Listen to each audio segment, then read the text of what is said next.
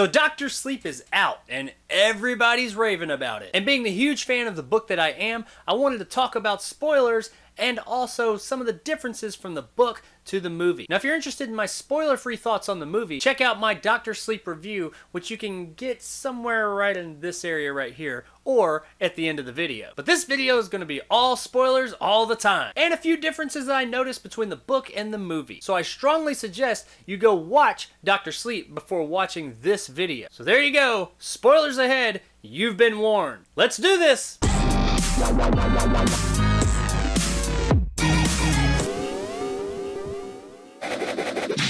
Dr. Sleep, spoiler review? Not really a review, I've already done that, but we're going to talk about spoilers. So as I mentioned in my original review, and just a moment ago, I'm a huge fan of the Dr. Sleep novel by Stephen King. In fact, I'd go as far to say as it is one of the best books I've read in recent memory. And it does sit probably in my top 10 to 15 books I've ever read. I really like this book. The novel Dr. Sleep was published in 2013, and it is a direct sequel to Stephen King's previous The Shining from 1977. The film Dr. Sleep is a direct sequel to the film The Shining from 1980. Now you're probably saying to yourself, okay, what's the difference? Well, the difference all starts with The Shining. While the basic story is the same from book to film of The Shining, there are some key differences from the book to the movie that translate over to the movie of Dr. Sleep. Mainly the ending of The Shining. In Kubrick's film The Shining, Jack Torrance, Danny Torrance's father, freezes to death in the hedge maze. He also kills the Dick Hallorann character, which is the chef in the film. Danny and his mother escape, and that's pretty much where we're left. The end of The Shining book ends kind of differently. There's this subplot throughout the whole book about the boiler and about how you have to like release steam from it every day. And if you don't, it could explode and destroy the whole property. This is one of the key things that the caretaker over the wintertime needs to do every day. In the end of the book,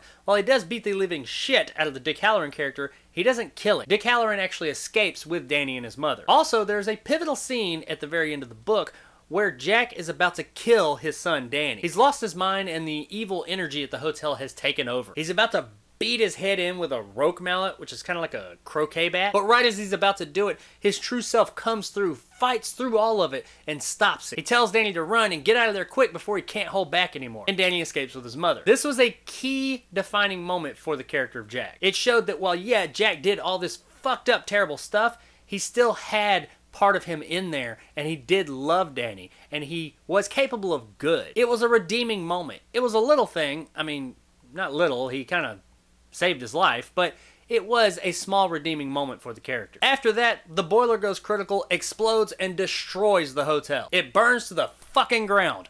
The Overlook Hotel no longer exists at the end of The Shining book. However, in Kubrick's 1980 movie, as we all know, the hotel's still there. Now in Dr. Sleep, these few differences do play into the movie a bit. One of my first questions was, how are they gonna do the Dick Hallorann character in Dr. Sleep, seeing as how he died in the end of The Shining film? Well, easy. Force Ghost. The character of Dick Hallorann was pretty important to the beginning of Dr. Sleep. He is the one that teaches Danny how to use the lockboxes to trap the evil spirits so that they don't bother him anymore. And it wouldn't have made sense for anyone else to do it because it had to be someone who did have the Shining that Danny trusted to speak with. And there's only one person up to that point that fits the bill, and that's Dick Hallorann. I did think that the movie did a really good job here of bringing Dick Hallorann back as a ghost. It's not corny or weird or any of that in any way. It actually puts it in such a way that we don't realize he's a ghost at first. Sure, we're sitting there wondering, how is he having this conversation with this guy who died in the last one? We're kind of expecting there to be some type of explanation in a minute about how he really didn't die. Maybe he was just mortally wounded. But no, he's a Force Ghost. Or Shine Ghost? I don't know. He's a ghost. The movie did a really good job of retaining that part of the book while still staying true to the mythos of the movie that it was launching off of. That's actually something this movie did really well. The first 2/3 of the Dr. Sleep film are really close to the book. There's a lot of stuff included in the movie that I just didn't really think that they would include. I expected there to be similarities, but it's very close to how the book is. Sure, there's stuff that's glazed over, there are a few characters that are combined, and a lot of subplots that are just kind of cut out altogether. But we're talking about a 2.5-hour long movie as compared to a big-ass book. You're gonna lose stuff, I get that, it happens. It's called an adaptation, not a direct translation. For the most part, I thought they did really well here. there were a few things that I was hoping I'd get to see, but any fan of any source material that sees that made into a movie is going to fall into that. But while I did want to see some of these things that I loved in the book, I understand why they weren't there, and I'm okay with it. One scene in particular that I thought they did extremely well was when we first meet adult Danny Torrance. It's the exact same way as in the book, and pretty much the setup is the same as well. Now the book, of course, goes in a lot more detail, but I thought the movie did an extremely good job of translating that all to us in a very compressed amount of time. Danny wakes up in a strange bed next to a strange naked woman with a hangover from hell. He gets up, he sneaks off to the living room, looking for all of his stuff, getting dressed. Then he starts looking for his money, and he notices that shit's all gone. Through a quick series of flashbacks, we find out the previous night he and this woman blew it all on cocaine. He instantly gets pissed off about this because he's like, that bitch made me spend all my fucking money, even though he was doing the coke too. So then he looks in her purse to take her money, justifying it by saying that she made him spend the money. While doing that, a toddler walks in the room and starts saying mama, mama, mama. And he's all like, oh shit, who's this kid? Ultimately, he picks up the kid, takes him to the mom, and lays him in bed with her. And then he starts going back and forth with himself whether he should or should not take this money. Ultimately, he decides to be the asshole he is and take the money. And a few days later, he has a vision while he's in bed of this woman and the child dead. And the movie leads us to believe that he blames himself for taking the money somehow led to them dying. And this is what leads him down the road of sobriety. After that, he decides to stop drinking, go to AA, and just become a better person. This scene and turn of events was done very, very well, and very close to how the book was. There are a few key things that were missing for sure, but considering the amount of time they had, I thought they did a fantastic job with this scene. It is a bit more fleshed out in the book, such as the reason he feels so bad for them dying isn't so much that he took the money. It's explained more that the little kid has been being abused by the woman's brother. When he picks the kid up, through The Shining, he sees this and understands that this kid's been being abused. While yeah, it does bother him that him taking the money could have possibly led them down a road to where they did die, he finds out that the little kid was actually finally beaten to death by the uncle, and the woman later on committed suicide because she was so depressed. And he does accept the fact that taking the money isn't what would have led them down that road. They were probably already headed there anyway. What bothers him the most is that he knew that this child was in danger. He knew that there was abuse going on, and he did nothing about it. He was more wrapped up in himself and too selfish to worry about that. Had he done something, maybe they would still be alive. This is what bothers him the most. Now the movie takes all that and just kind of rolls it up real quick and nice in a package of, he took some money and maybe that's why they fucking died. So it's kind of the same sentiment, but as you can see, not quite as impactful. Either way, Danny is on the road to sobriety, and that's what really matters here. So much like in the book, after Danny arrives in this new town, he meets Billy. Billy and Danny become really good friends throughout the book. The Billy in the film is fairly close to how he was in the book, though he is quite a bit younger in the film, but that's okay. It doesn't really make that much of a difference with the story they're telling in the film. One key difference to Billy is that he's not just Billy. He's actually a character from the book named Casey Kingsley, and Billy kind of rolled into one. Casey Kingsley was a really good character in the book and became Danny's AA sponsor and very close friend. I do get why they cut the character out of the movie and just took the things that they needed for the character to do and rolled them into Billy. It's great backstory and all for the book, but in the movie, like I said, you gotta cut stuff out, and I was okay with that. Another character that was all but cut out was Dr. John Dalton. He's in the movie closer to the beginning, and I think he's like in a crowd in the very end of the movie, but the character and the things he does just isn't in the movie at all. Which is kind of weird, because the part he's in the beginning only really holds relevance in the book because it leads him and Danny together later on in the book. See, Dr. John is the doctor of Abra, the little girl with the Shining that we meet later in the story. And he's kind of the thing that connects Danny and Abra's family. And he also goes on some of the adventures with Danny throughout the book. But a lot of the stuff that Dr. John did has been rolled into Billy. Billy's character is just full of motherfuckers from the book. As with Casey Kingsley, I was okay with this for the movie. But the scene where we are introduced to Dr. John is kind of odd to me why it's there. It's a scene where Danny first goes to AA. He meets the doctor and shakes his hand. And in this interaction, he sees the doctor is missing his watch, and he sees where he lost it at the hospital where he works. He had like been washing his hands, he took it off and put it up there, and he's been looking for it. Now the doctor never says this in the movie. Danny just knows it. And then he goes and approaches him and says, "Hey man, you know, you're missing your watch. You lost it. Here's where it is. Go find it. I guarantee it's there." And then like the next day or just later on, the doctor approaches him and is like, "How did you know that that was there? How'd you know this? No one could have known you weren't there. How?" And Danny's like, "You know, I just know shit sometimes. Just don't question it. Just roll with it." And that is how it went down in the book. But that interaction is how Dr. John and Danny knew each other. So later on, when Danny needed Dr. John because he found out he was Abra's doctor, he could approach him for that. But Dr. John doesn't show up again in the movie, so I don't really know why this establishing scene was even there. With the exception of showing us that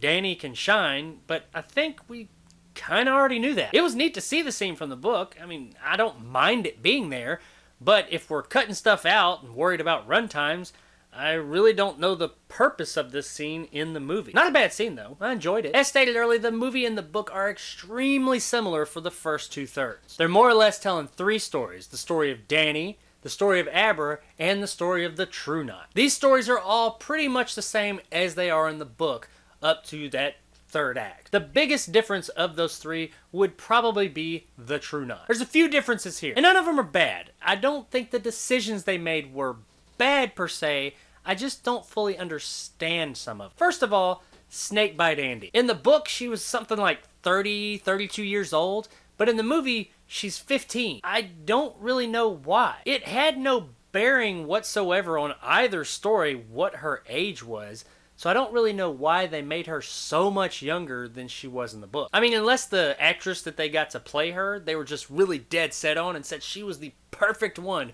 for this role, so we're just gonna make her younger. That is really the only reason I can think to cast so much of a younger actress. It's weird. I don't really know what knocking 15 to 17 years off the character did. There's also the True Knot themselves and how they're viewed to the world. What I mean by that is in the book, one of the really interesting things about the True Knot was their camouflage. They roam the US in giant RVs dressed like retirees. It even talks about how they all wear like sun visors and fanny packs and have shirts that say stuff like, "Ask me about my 18 grandkids." They do this so that the world will just look right past them. We've all seen those lines of RVs going down the highway, full of old retirees you just really don't give much of a second thought to. And that's why they chose this camouflage. In the movie, they're portrayed more of like gypsies. Now granted, in the book, they do talk about that they have a lot in common with gypsies, and there was even a time when they kind of did roll like that. But in the movie, that's just what they are. They're pretty much gypsies in RVs. And they don't really ever communicate with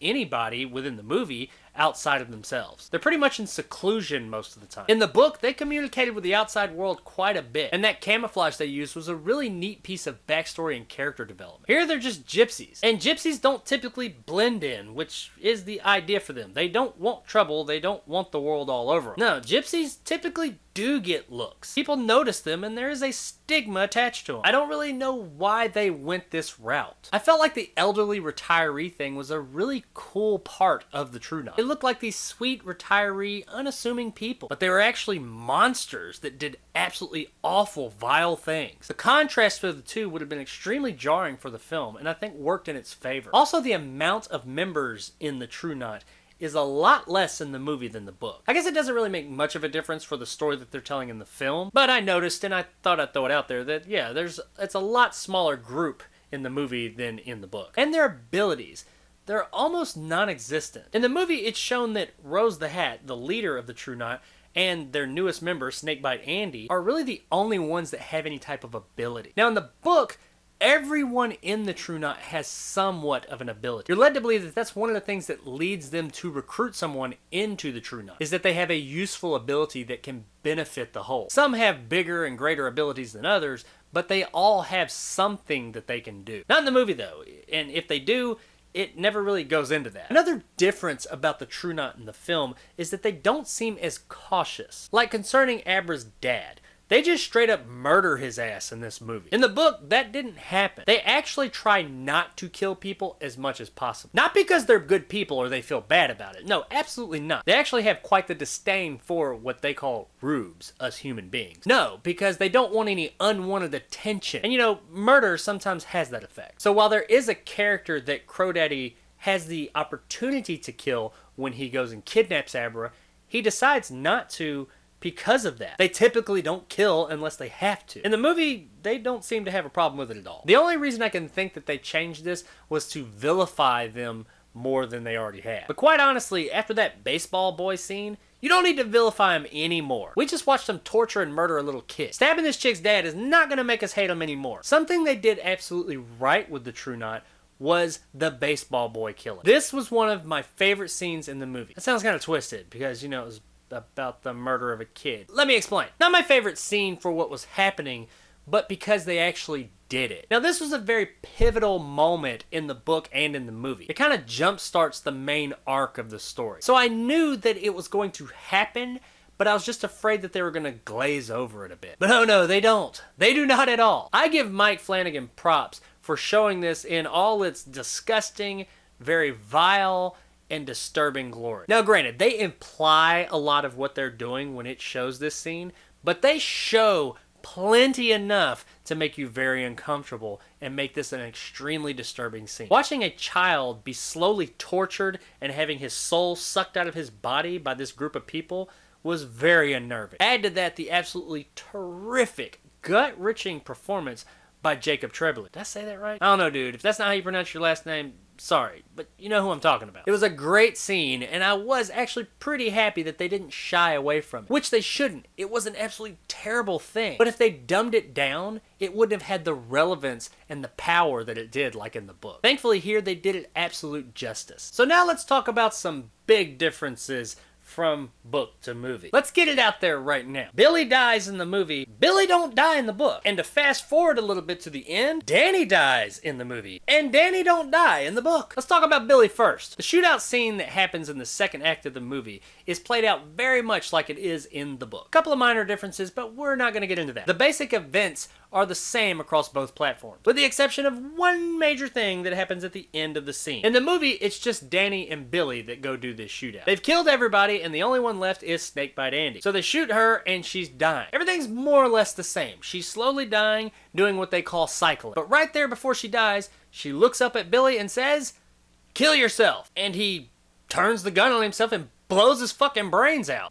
What? In the book, Andi is able to put people to sleep. She walks up to people, she says, "Aren't you feeling sleepy?" And they fall asleep. This is how it is in the movie as well up to this point. Now there is a bit of dialogue closer to the beginning of the movie that Rose says to Andi, "You're a pusher. You can make people do things you want them to do." And there's also a part where she's talking to the baseball boy and tells him, "Hey, it's okay, we're your friends, come on and get in the van." So I guess the movie kind of establishes that she's able to not just make people go to sleep, but she can make them do whatever the hell she wants. Now, at the time that this happened, I was wondering, what just happened? Why did Billy just kill himself? Because in the novel Dr. Sleep, Billy plays a pretty important role in the end of the book. But since Billy just blew his fucking brains out, I'm assuming, unless it's Force Ghost Billy, he's not going to play an important role in the end of the movie. Which, no, he doesn't. And this brings us to the last third of the movie. The final third of this movie is extremely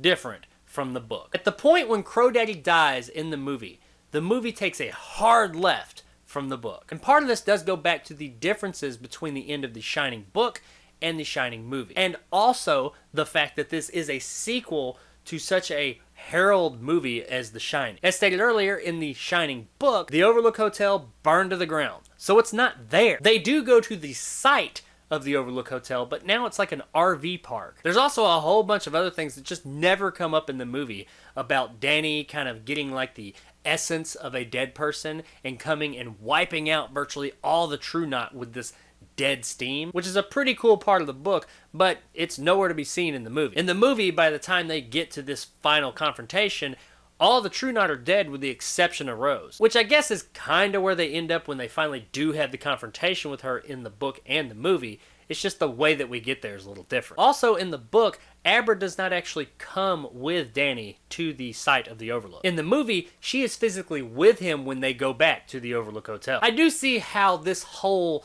being there, not being there, or kind of like spirit force ghosting herself there could be a little harder to explain in the movie. So I don't mind so much that they put her there at the site. Now, the hotel not burning down in the movie is one of the reasons why we're at the hotel in the movie and at the site of the hotel in the book. But let's be real. The actual reason that we go back to the Overlook Hotel in the end of the Dr. Sleep film is because of the nostalgia for The Shining movie. This is the act that all the fans of The Shining came to see. And like I said in my original review, it pays off. If you're a fan of The Shining, you will not be disappointed with the last third of this movie. It's pretty much fan service from the moment they arrive to the very end of the movie. But also, like I stated in that previous review, it's good fan service that actually progresses things forward. However, it is very different from the actual book. Like I said, Danny goes in, he wipes out the whole True Knot with the exception of 2 members. Those members being Rose the Hat and Silent Sayri. Oh yeah, by the way, Silent Sayri's not in this movie. Now I looked the movie up online before I got into this, and there is an actress credited as playing Silent Sayri. And maybe she's in there like in the background or something, but the character and the things that she does, regardless if there's someone in there with that name, that character's not here. And there's a really good part of the book in the end concerning the Overlook Ghost and Silent Sayri that I was really hoping to see, and it's just not there. But you know, I'm okay with that. It's cool. We're in the hotel, and I know why we're in the hotel. This movie is launching off of an extremely popular movie. I know that this stuff's gonna be there. I'm cool with it. And the basic story of what's going on and who's battling who is kind of the same up to this point. So in the book, Danny and Rose meet at the top of this, like, pavilion thing on the top of a mountain where the Overlook used to be. In the movie, they meet at the top of the staircase, where his mother and father had a fairly passionate conversation with a baseball bat in the first movie. At this point, I was expecting pretty much what happened in that pavilion to happen here at the top of the steps. And I would have been totally okay with that. I feel as if that would have been a fantastic compromise. But nope, that's not what they did. Not at all. This is the part of the movie where it's already taken a bit of a hard left from the book, but it takes an even harder left, and now it's going to be nothing like the book. That's not to say that the route the movie went wasn't good. It's just to say that it was different from the book, and I did like the book better. In the movie at this point, Rose and Danny get in a big fight. She pretty much starts whooping his ass and stealing his steam. But then all the monsters and evil entities within the Overlook Hotel come over and attack her because she's just like big steam at this point, and they're really hungry. And they take that bitch and tear her apart. So no more Rose the Hat. But then apparently the hotel itself inhabits Danny, much like it did his father all those years ago. And he starts hunting down Abra and trying to attack her, much like his father did all those years ago. He's even walking with that same limp that Jack Nicholson had in the original Shining. Which I'm not really sure if it was supposed to be the hotel, just the overall bad mojo and energy of the hotel in him, or if that was supposed to be Jack Torrance that took him over. Either way, he finds Abra and he goes to attack her, and it's almost like at this point that Mike Flanagan said, hey, I know Stephen King hated the Shining movie as compared to the book. And my understanding is one of the things he hated the most was the ending. The fact that the boiler didn't blow up and destroy the hotel, and the fact that Jack Torrance didn't have his redeeming moment. So, to make up for that, Steve, I'll put it in the end of this movie. So much like in the end of the Shining book, Danny, possessed by the Overlook, goes to kill Abra with an axe this time around, but Danny's true self comes through and stops him and tells her to go. And he's able to hold back all the dark forces just long enough for her to escape. And then he goes down to the boiler room, turns it all on, lets it overload, and blows the fucking hotel up, killing himself in the process. Yep, they pretty much took the original ending to the Shining book and put it at the end of this movie. Interesting choice. I'll say that. And I wasn't expecting it, so it was a surprise. Now, that's the movie. In the book, they do their little battle at this big pavilion thing that's way up on a mountain, and Rose does start to get the upper hand on Danny. But while they're fighting, she's shoved and pushed around a few times by an unseen force. Just long enough for Danny to get the upper hand, and a couple of other little things happen, but ultimately she gets her ass knocked off this pavilion, goes tumbling down to the ground and breaks her fucking neck. She has a slow, awful, terrible, satisfying death. And a few minutes later, Danny looks up to the pavilion, and what does he see? His father, Jack Torrance, or the ghost of Jack Torrance. He like blows him a kiss or waves to him or something like that. I know it sounds kind of cheesy the way I just explained it, but it is done masterfully in the book, and I was really hoping for this scene in the movie. I would have even been okay with it having been in the hotel. I get why they went back to the hotel. You needed that. People were expecting that. If you didn't have the Overlook Hotel and all that nostalgic throwback, people would have given this movie shit left and right. I'm okay with that.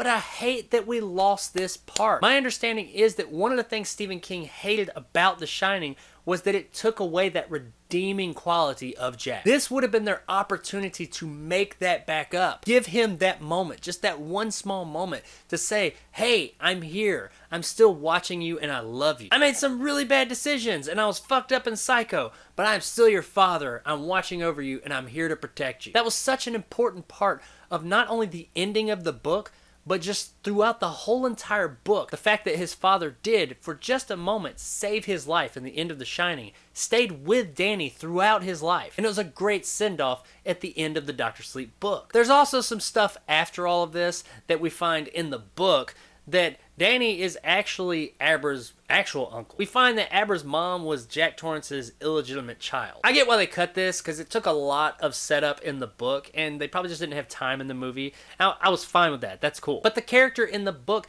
did get a more or less happy ending. And I guess there's kind of a pseudo-happiness kind of relief to the character blowing up in the end of the Dr. Sleep movie. And we do see him as a ghost in the end talking to Abra saying, you know, hey, everything's cool, I'm good. But he's dead. I mean, I don't care what world you live in.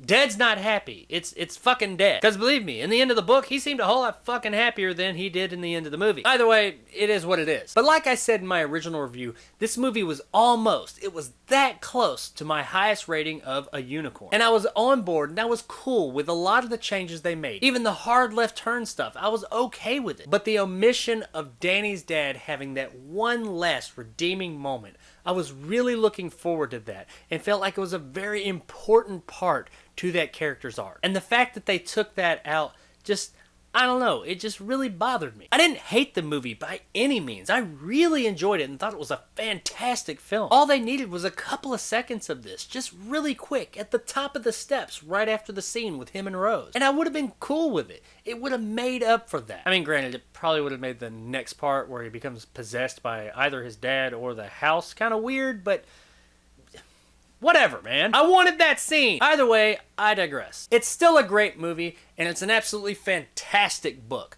So while, yeah, I still stick to the movie being worth a rent, the book that it's based on is absolutely a unicorn.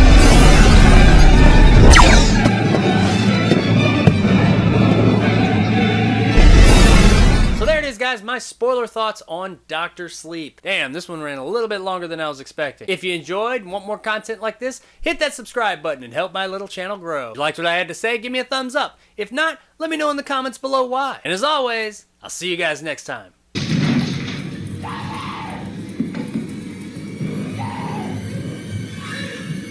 Here's Johnny.